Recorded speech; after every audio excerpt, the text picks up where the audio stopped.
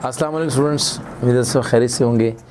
अल्हम्दुलिल्लाह हम सब भी खैरियत से हैं और नए टॉपिक के साथ, नए चैप्टर के साथ हाजिर हैं। आज का हमारा जो नया चैप्टर है वो है चैप्टर नंबर 6। आज उसका हम ओवरव्यू देखेंगे। चैप्टर का नाम है security, copyright and the law. Chapter जो है वो थोड़ा सा आपके टॉपिक जो आप पहले पढ़ते रहे हैं उससे हट कर बात है, लेकिन काफ़ी इंपॉर्टेंट बात है। सिक्योरिटी कितनी इंपॉर्टेंट है हमारे सॉफ्टवेयर के अंदर, कंप्यूटर की लाइन के अंदर, और राइट्स, कॉपीराइट्स क्या होते हैं और उसके बारे में जो कानून बनाए गए हैं। जैसे किताबें लिखी जाती हैं, उनकी सिक्योरिटी, उनके कॉपीराइट्स होते हैं कि उसको तब्दील ना कर सके, और उसके हवाले से कानून बना हुआ है। इससे जो सॉफ्टवेयर बनाए जाते हैं उसके भी कानून हैं और उनके लिए सिक्योरिटी भी है कि उसको सिक्योरिटी प्रोवाइड करना था, उसको चेंज ना कर सके, उसको डिलीट ना कर सके। और उसके कॉपीराइट भी हैं कि भाई ये जिसने बनाया उसी के नाम पे रहेगा, अगर वो बिकेगा तो उसी को बेनिफिट होना चाहिए। और इसका कानून बनाया गया इसी सारे हवाले से। इंटरनेशनल कवानीन हैं जो इस हवाले से हमें गाइड करते हैं। तो हम इस पर बात करते हैं थोड़ी सी। Security is a system of safeguard, किसी को प्रोटेक्शन प्रोवाइड करना, design to protect a computer system and data from intentional, यानी किसी की नीयत से, इंटेंशन नीयती को बंदा चाहता है कि इसमें ख़राब करूं या उसको चोरी करूं, उसको रोकना। एंड एक्सीडेंटली डैमेज से, दोनों तरह के, इत्तफाकिया डैमेज हो या कोई इसको डैमेज करना चाहे, दोनों से बचाना। और एक्सेस बाय अनऑथराइज पर्सन से उसकी एक्सेस, यानी कोई गैर ज़रूरी बंदा हमारे डाटा को चोरी ना कर सके, उसको एक्सेस ना कर सके। ये है सिक्योरिटी। किसी भी डाटा को, किसी भी कंप्यूटर सिस्टम को इलीगली एक्ट से बचाना, कोई इसको बाय चांस या इंटेंशनली उसको चोरी ना कर सके और उसको डैमेज ना कर सके, ये कहलाता है security.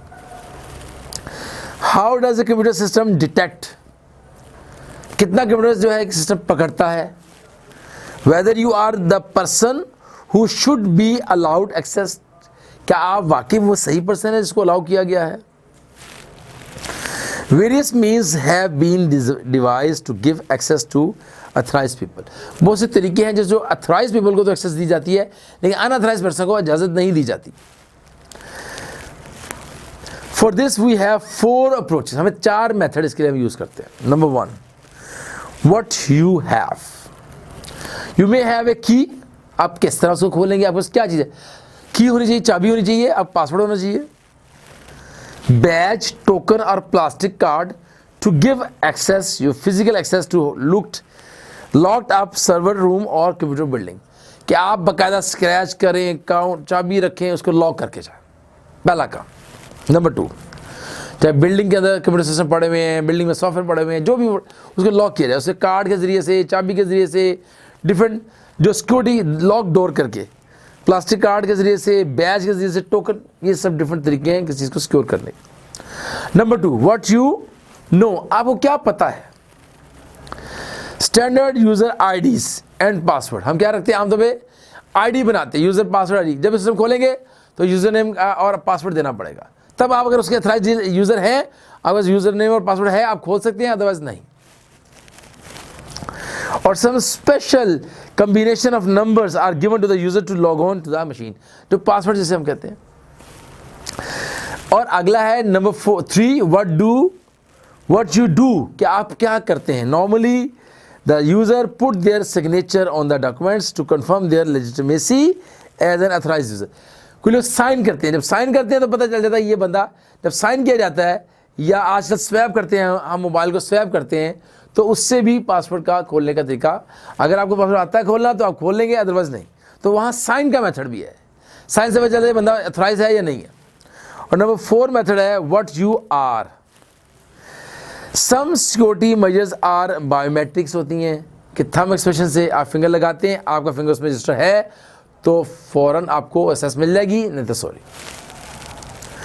Biological means of identification, fingerprint, voice recognition, I retina, 3 method जो चल रहे हैं कि आपकी आई रेटिना से वो मैच करता है, फिंगरप्रिंट से करता है और अब आवाज़ से करता है। आपकी इन 3 मेथड के स्कोर, आप गए किसी कमरे में दाखिल, आप पहले खड़े होकर कैमरे के सामने बोलते हैं, खड़े हो जाते हैं, आपको के चेहरे से, आपकी पिक्चर से, आपकी रेटिना से जज करता है।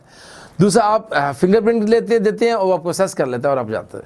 तीसरा आप अपनी आवाज़ से बोलते हैं और वो आपको असेस करता है और आप जा सकते हैं।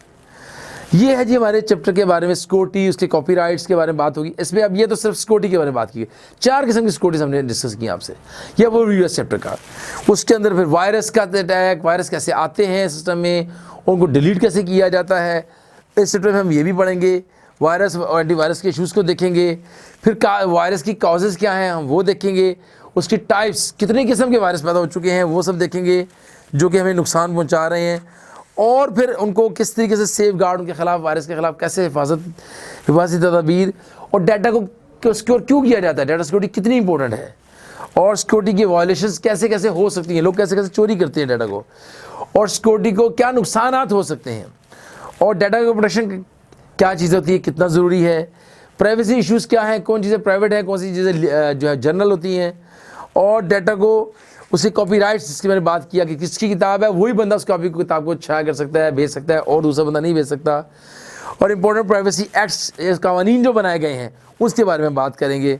और फिर कॉपीराइट एक्ट जो कि दुनिया में बनाया गया है, जो किताबों के हवाले से भी था और अब जो है सॉफ्टवेयर के हवाले से बना दिया गया है, उसे कहते हैं कॉपीराइट एक्ट। ये है जी हमारा चैप्टर का ओवरव्यू।